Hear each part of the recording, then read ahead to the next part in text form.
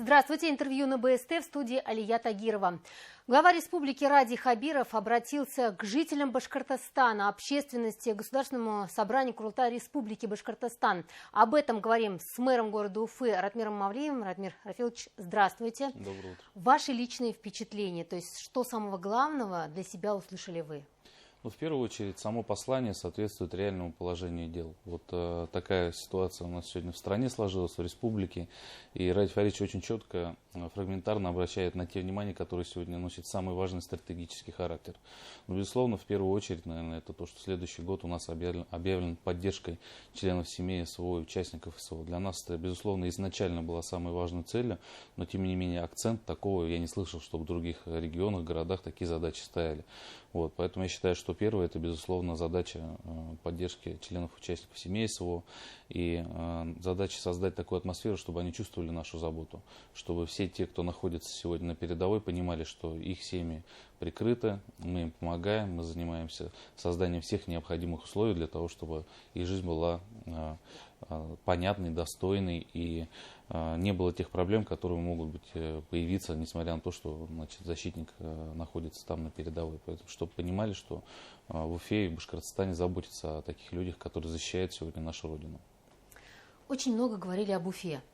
Ну, понятное дело, столица Башкортостана, этот год для Уфы особенный, юбилейный. Много говорили о развитии. Вот давайте обсудим именно вот этот момент.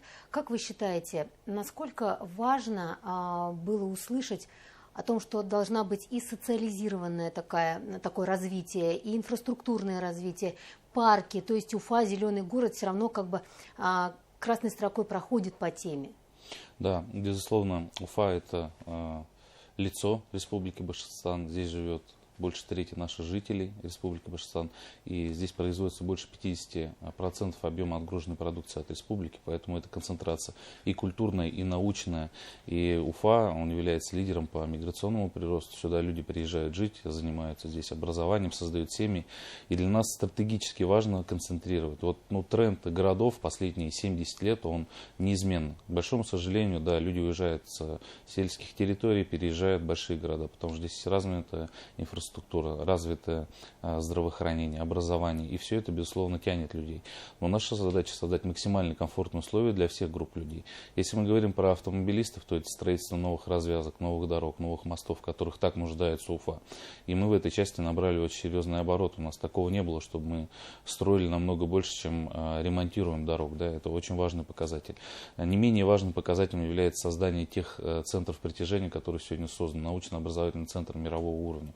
Это только 20 лабораторий в миллионном городе. Это шикарно, это красиво, это современно, это тянет нашу молодежь вперед. Создание условий для пешеходов. Если заметили многие уфимцы, мы расширяем тротуары, мы создаем новое озеленение, меняем зеленый каркас города. И мы не смотрим какими-то маленькими горизонтами. Мы создаем городскую среду, которая будет соответствовать десятилетним, 20, 30, 50 лет. Мы укладываем гранит, чтобы потом к нему не возвращаться, потому что гранит служит до 50 лет. И сегодня, если вот кто-то будет гулять возле Курултая, обратите внимание, там выстелен гранит, какие еще года, и с ним как будто ничего и не произошло. Поэтому мы создаем новые смыслы для Уфы. Мы хотим, чтобы Уфа была красивая. Мы занялись очень плотно восстановлением объектов культурного наследия, в последнее время. Ради Фаридович в этой части очень сильный толчок дал. У нас такой своеобразный рекорд в этом году получился. Мы восстановили больше 20 объектов культурного наследия. Там и республиканские, и частные, и муниципальные. И мы теперь понимаем, что мы должны этот тренд поддерживать, который поставил нам глава.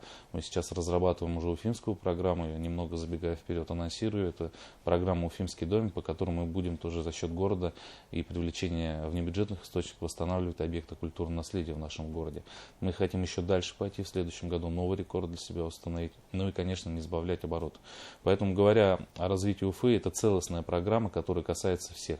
Это и молодежь, это и пешеходы, это и автомобилисты, это и велодорожки, это и Уфимское ожерелье, которое связывает между собой все районы. Это и новые объекты социальные, и новые объекты спортивные. В прошлом году, на конец года, мы строили 9 ФОКов в Уфе.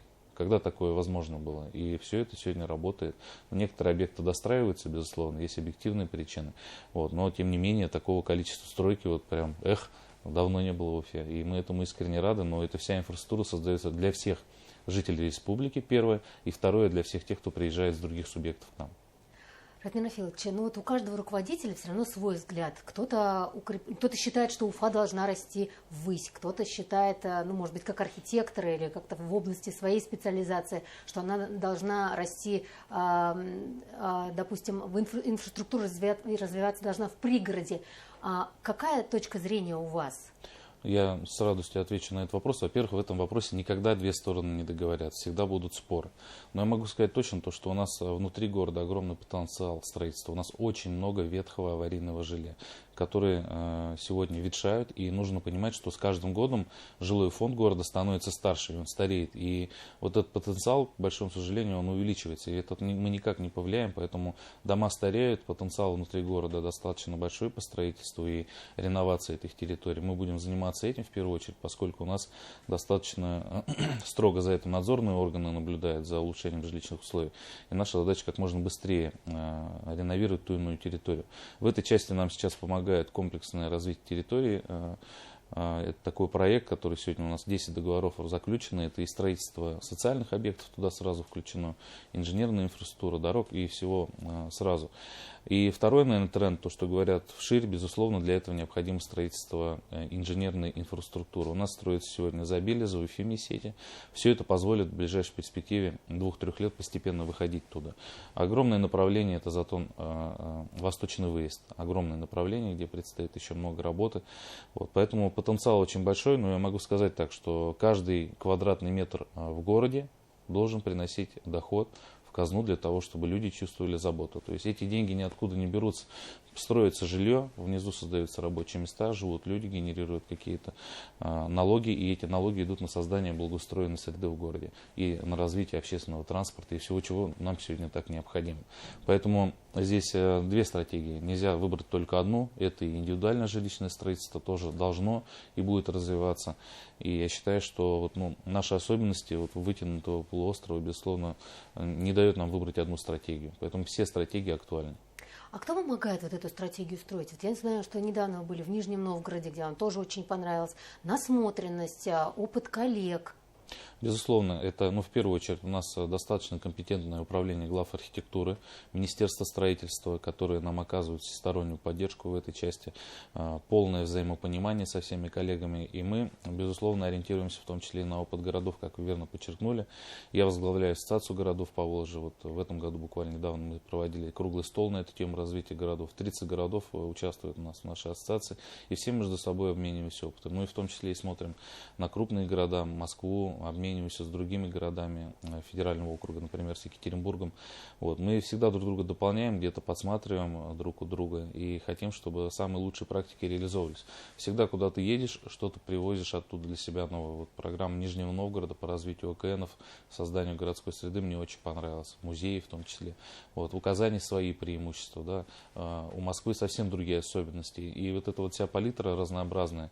У каждого, конечно, свой путь. Но есть федеральные законы, которые всегда регламентируют застройку, и надзорные органы в том числе за этим очень пристально смотрят.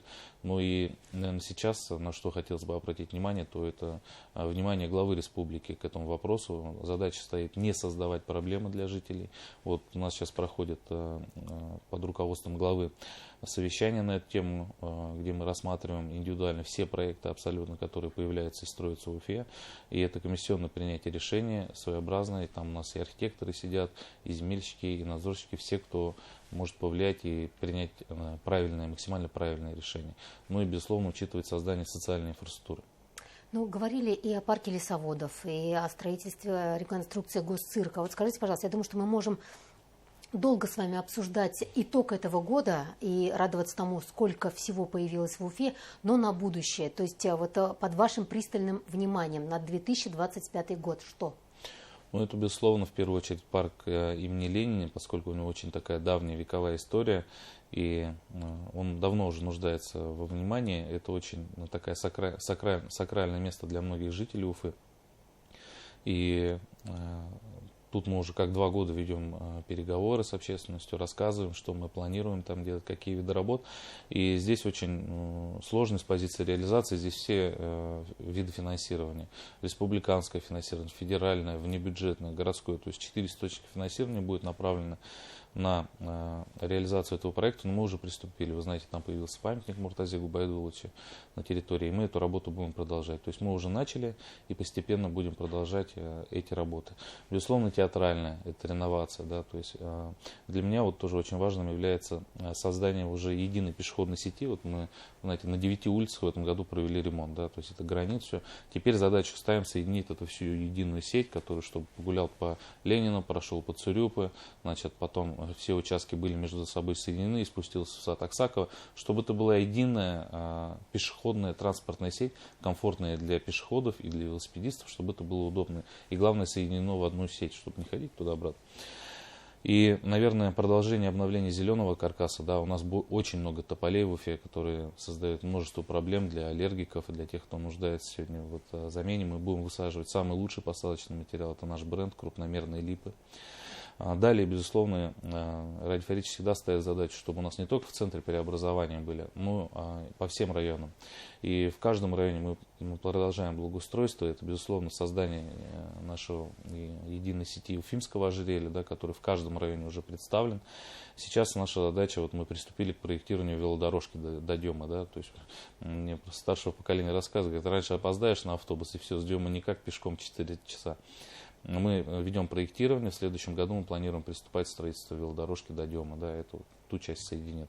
Уфимское ожерелье мы уже соединили практически все участки, остались небольшие штрихи. В следующем году мы будем заниматься уже наполнением инфраструктуры. Это система видеонаблюдения, больше спортивных площадок, размещение туалетов и детских площадок. Вот, это вот укрупненно. Но, безусловно, работы всегда хватает, например, вот парк Гастелло, невероятно красивый, да, в свое время был очень, но сегодня он в таком тяжелом достаточно состоянии, поэтому задача изыскивать денежные средства, вот моя работа это искать деньги в данной ситуации, искать деньги на то, чтобы эти парки, скверы благоустраивались. Ну, колоссальная поддержка республики, конечно, лично Ради Фаридж занимается этим вопросом и всегда подсказывает, дает наставления, где на что обратить внимание, чтобы получился лучший результат. Ну и завершая нашу беседу, не один мэр строит город, его строят и его жители. Что самого важного, может быть, вам хотелось бы сказать, вот, ну, общаясь даже с уфимцами, может быть, есть какая-то просьба, есть какое-то пожелание? Огромная просьба. Очень много уфимцев не знают, что происходит в Уфе. То есть ты рассказываешь, а ты здесь был? Не был. А ты вот тут был? Не был. А ты вот это знаешь? Нет. То есть у меня пожелание одно. Интересуйтесь тем, что происходит в городе. Любите свой город, изучайте его и, поверьте, вы его откроете совсем по-новому. Спасибо вам за эту любовь, за это уважение к городу, его жителям.